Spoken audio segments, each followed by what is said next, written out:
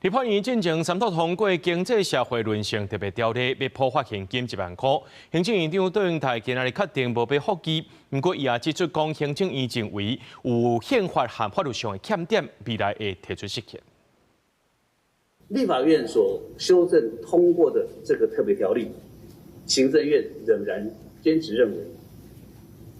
它有宪法上的瑕疵，有法律上的瑕疵，所以未来我们有必要思考，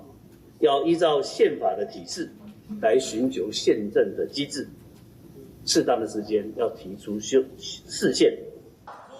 讲到这普发现金是目前上届性的议题，台北市议会民进党团今日就提案，呼吁台北市政府呢，就要比照立法院来落实刑税和民众的精神，普发现金给市民，每一个人会当领2万1。那台北市政府表示，讲和中央抬调38亿的补助款，也爱还给人民。另外，新北市要议员计算，讲一个人会当领3000块。市长侯友宜就讲，这和中央普发现金是无共款，喜欢喜，喜欢喜，呼吁中央唔通搁再拖。